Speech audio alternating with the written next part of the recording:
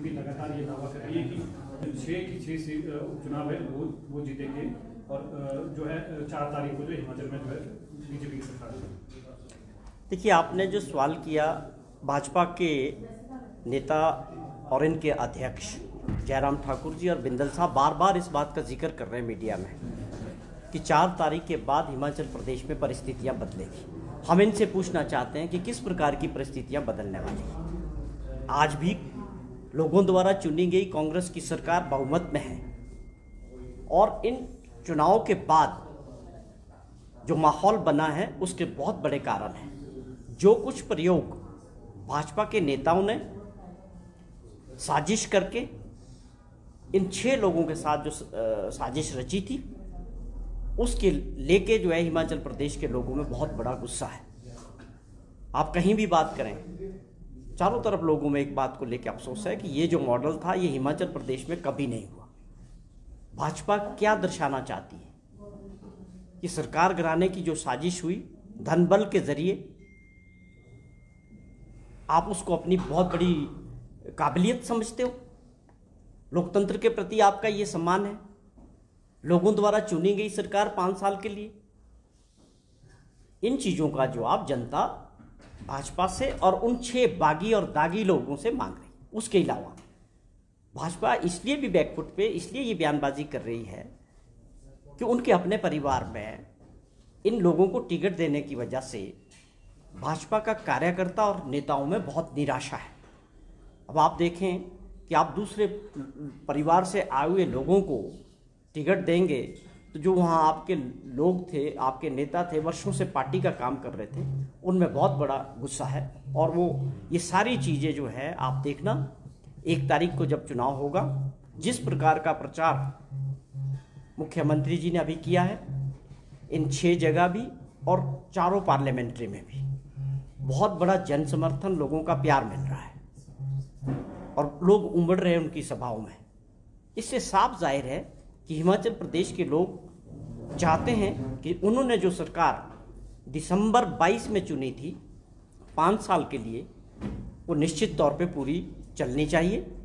और पहली बार एक आम परिवार से जो मुख्यमंत्री मिले हैं ठाकुर सुखविंदर सिंह सुक्खू जी, जिस प्रकार उनने 15 महीने में जो अपनी कार्यशैली रही है, जिसमें आपदा के दौरान काम करना या अपनी गारंटीज जो कांग्रेस पार्टी की थी उनके ऊपर काम किया, क्या ये नेता भाजपा के ये बता सकते हैं? इस बात पे चर्चा कर सकते हैं लोगों के बीच?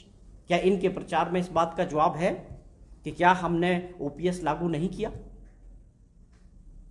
क्या हमने पहला ऐसा राज्य नहीं बना जो दूध देने वाला एमएसपी देने वाला पहला राज्य नहीं बना हिमाचल प्रदेश? जो दूध पैदा करने वाले जो लोग हैं, जो किसान हैं, उनको 9 से 10 रुपये किलो दूध की कीमतों में बढ़त हुई है। महिलाओं को जो सम्मान निधि 1500 रुपया मिलना है, हमारी माताओं और बहनों को, क्या जयराम जी इस बात का जवाब दे सकते हैं कि आप इस योजना का विरोध क्यों कर रहे हैं? क्या आप और आपकी पार्टी महिला विरोधी है? इस चीज़ का जवाब चाहिए हमें। आप अपनी पूरी टीम को लेके इस योजना को रोकने के लिए इलेक्शन कमीशन में गए, आपने इस चीज़ का जवाब हिमाचल प्रदेश की महिलाओं को दिया, माताओं और बहनों को दिया कि आप किन कारणों से इस योजना का विरोध कर रहे हैं जो सरकार ने लागू की है। और 18,000 रुपया 1 वर्ष के अंदर उन महिलाओं को मिलेगा एक सम्मान निधि के तौर पे। आप महिला विरोधी हैं या आप सरकारी कर्मचारी विरोधी हैं जिनको ओपीएस मिला है, या आप किसान बागवान विरोधी हैं? आप मुद्दों पे बात करें, मुद्दों पे चुनाव होना चाहिए।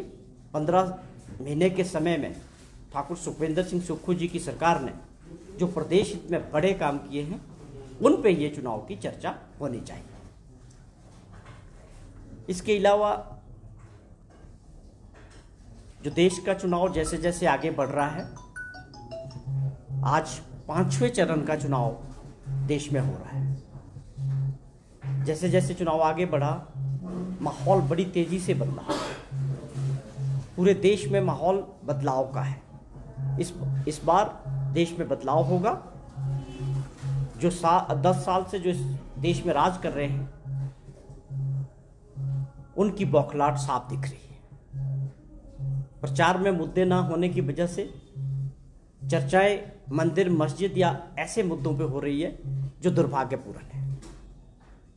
अब देश की जनता समझ चुकी है कि जिनको 2014 में मौका दिया, 2019 में मौका दिया, ये उनका वक्त है कि उन्होंने 10 सालों में देश के लिए बेरोजगारी को रोजगार देने के लिए, किसानों को अच्छे मूल्य उनके उत्पाद के देने के लिए, महंगाई से लोगों को निजात दिलाने के लिए, इन चीज़ों पे लोग अपनी बात चाहते थे कि इन चीज़ों पे माननीय प्रधानमंत्री जी को बात होनी चाहिए, चुनाव का प्रचार होना चाहिए। महंगाई इतनी बढ़ गई है, लोगों को अपने परिवार चलाने मुश्किल हो रहे हैं। लेकिन देश की जनता जानती है कि नरेंद्र मोदी जी की प्राथमिकता जो है पूंजीपतियों के साथ है। वो गिने चुने 100 लोगों के लिए जो है सरकार में 10 साल काम करते रहे। ये जो गरीब लोग हैं वो 80 करोड़ लोगों को जो है 5 किलो चावल और 5 किलो गेहूं पे ला के छोड़ दिया। ये आपका 10 साल का मॉडल है विकास का। इस तरह से आप विश्व की तीसरी आर्थिक शक्ति भारत को बनाएंगे, जहां 80 करोड़ लोग केवल 5 किलो चावल और गेहूं के लिए आके निर्भर होंगे। ये बातें देश की जनता बहुत अच्छी तरह समझ चुकी है। युवा साथी देश का बहुत निराश है, उनके पास रोजगार नहीं है, उसकी चर्चा नहीं है, लोगों के पास काम नहीं है, धंधा नहीं है। ये असली मुद्दे हैं देश की जनता के। लेकिन जो सत्ता में है वो इन मुद्दों से भाग रहे हैं। निश्चित तौर पे जो है 4 तारीख को ऐसे परिणाम आने वाले हैं देश में, जो समर्थन कांग्रेस पार्टी को और इंडिया गठबंधन को मिल रहा है, इससे साफ तौर पे दिखता है कि देश में बदलाव है और इनकी सरकार बनेगी। और सरकार बनने के बाद कांग्रेस पार्टी ने जो अपना मैनिफेस्टो रखा है, जिसमें हर वर्ग के लिए न्याय की बात की गई है, युवा साथियों के लिए रोजगार की बात की, 30 लाख तो ऐसे रोजगार है जो भारत सरकार में अप्रूव्ड पड़े हैं, तो उनको भरेंगे हम। उसके अलावा दूसरे क्षेत्रों में रोजगार पैदा करेंगे। अग्निवीर की इस योजना को खत्म करेंगे, जहाँ केवल 4 साल आप लोगों को, बच्चों को भेजते हैं फौज में और उसके बाद उनको घर भेज देते हैं। ये जो ऐसी बड़ी बड़ी चीज़ें हैं, महिलाओं को न्याय की बात की, 1 लाख रुपया गरीब और ज़रूरतमंद महिला को 8500 रुपया महीने के हिसाब से मिलेगा। किसानों को उनके जो उत्पाद है उसकी डबल इनकम मिलनी चाहिए, उसको कानून बना के सुनिश्चित किया जाएगा। हर वर्ग के लिए, श्रमिक वर्ग है, सबके लिए कांग्रेस पार्टी के मैनिफेस्टो में व्यवहारिक तौर पे वो प्रॉमिसेस किए हैं जो सरकार में आते ही इंडिया गठबंधन और कांग्रेस इन चीज़ों को देश के हित में पूरा करेंगे। साहब 24 मई को प्रधानमंत्री भी रैली करने यहाँ आ रहे हैं, जिस तरह से स्टार प्रचारक हैं, किस तरह से आप देखते हैं बीजेपी की ये रैलियाँ? 2 रैलियाँ होंगी, एक मंडी में और एक नाहन में। देखो, चुनाव है, चुनाव के दौरान सभी पार्टी के नेता आते हैं। माननीय प्रधानमंत्री जी भी प्रदेश में आ रहे हैं चुनाव के सिलसिले में।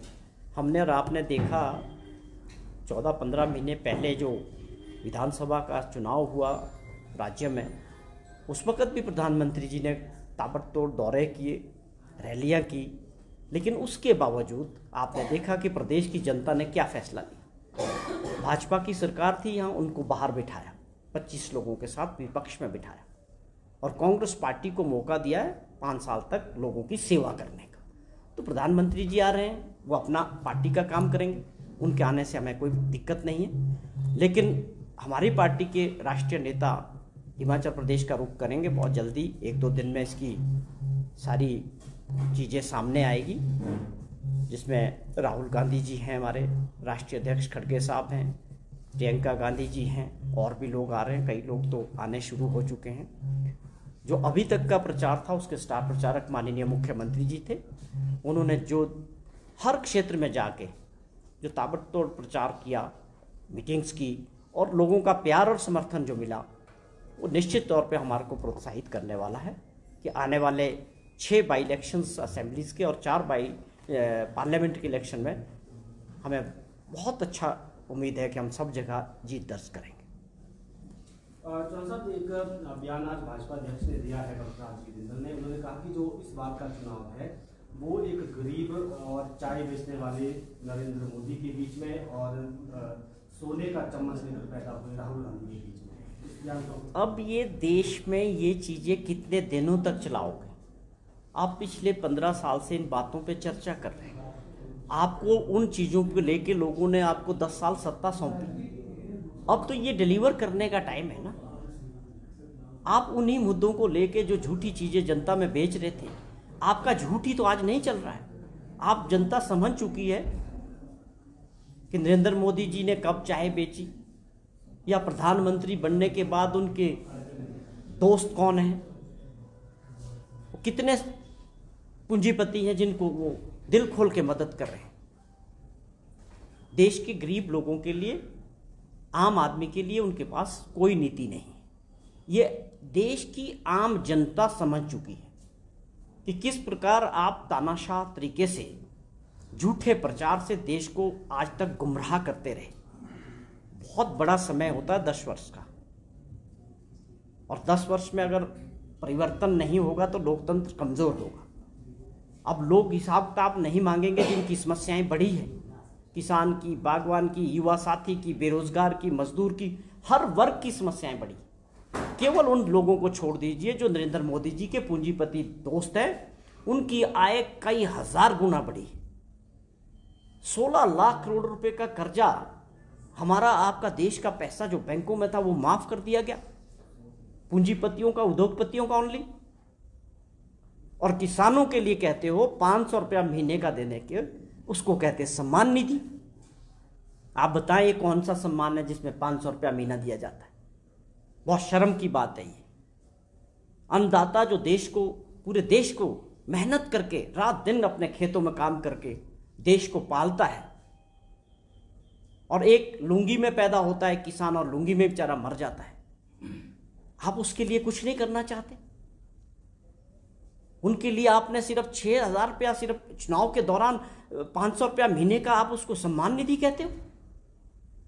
ये बहुत दुर्भाग्यपूर्ण चीजें हैं। इस वक्त देश के अंदर बहुत गुस्सा है और देश निश्चित तौर पे बदलाव की तरफ जा रहा है। और 400 का जो आंकड़ा देने वाले ये लोग हैं, ये केवल मात्र लोगों को गुमराह करने के लिए आंकड़ा पेश किया गया। और जो सच्चाई है और वास्तविकता है वो ये है कि 200 का आंकड़ा भी एनडीए टच नहीं कर रही। चौहान साहब, आज जो है कंगना रनावत लाहौल स्पीति गई है और वहाँ पर लोगों ने काले झंडे और गो बैक के नारे यहाँ पर लगाए, इसको किस तरह से देखते हैं?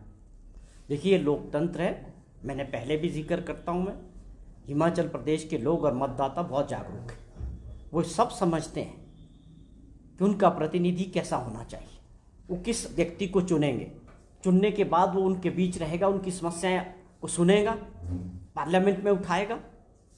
हमें इस बात का कोई डर नहीं है कि यहाँ फिल्म इंडस्ट्री वालों को उतारा जाए। हिमाचल प्रदेश में इन चीज़ों का कोई असर नहीं होता। लोग बहुत जागरूक और समझदार हैं। इसी के परिणाम स्वरूप कंगना रनौत को कैंडिडेट बनाने के बाद भाजपा के अंदर भी बहुत रोष था, उनके कार्यकर्ता लोग भी नाराज थे। लेकिन कंगना जी सुर्खियों में रहने के लिए, सुर्खियां बटोरने के लिए कुछ ऐसी बयानबाजी करते हैं जो नहीं होनी चाहिए। हिमाचल प्रदेश में जब भी चुनाव होता है बहुत मर्यादा के अंदर होता है, हर तरह से मर्यादाओं का ख्याल होना चाहिए, एक दूसरे के प्रति पर्सनल होकर कोई बयानबाजी नहीं होनी चाहिए। और जो कुछ वहाँ लोगों ने किया उनका कोई इशू होगा, जो उन्होंने काले झंडे दिखाया, तो ये चीज़ें हैं कि आप देश के उन हीरो के प्रति बात करते हो जिन्होंने देश की आज़ादी में काम किया, जिन्होंने देश जब आज़ाद हुआ उसके बाद प्रधानमंत्री बनने के बाद देश को मजबूती की जो आधारशिला रखी, उसमें पंडित नेहरू जैसे कांग्रेस पार्टी के बहुत बड़े दिग्गज नेता थे, और जिन्होंने आज़ादी की लड़ाई लड़ी वो सारे हीरोज़ थे। आप आज केवल वोट की पॉलिटिक्स के लिए बिना जानकारी रखे, अधूरी जानकारी से ऐसे हीरोज़ के प्रति चुनाव की, वोट की पॉलिटिक्स के लिए बयानबाजी करना, ये किसी भी को भी शोभा नहीं देता। जहाँ तक कंगना जी का सवाल है, उनकी वो एक अलग दुनिया से हैं, फिल्मी दुनिया के लोग हैं। हमारे और आपके और उनकी दुनिया में बहुत फ़र्क है। स्वाभाविक तौर पे अभी उनकी वहाँ ज़रूरत है, अच्छा कर रहा है उन्होंने, और भी करेंगे। मुझे लगता है अभी राजनीतिक क्षेत्र के लिए उनको समय लगेगा, अभी उनको अपने उसी क्षेत्र में ध्यान देना चाहिए। और यहाँ पर जो हमारे कैंडिडेट है विक्रमादित्य जी, वो निश्चित तौर पे एक अच्छा समर्थन पूरे पार्लियामेंट्री में उनको मिल रहा है, और वो एक अच्छी जीत दर्ज करने वाले हैं। तो ये बयानबाजी पे पर्सनल होके किसी के विरुद्ध और ख़ास तौर पे ऐसे लोगों के खिलाफ नहीं होनी चाहिए।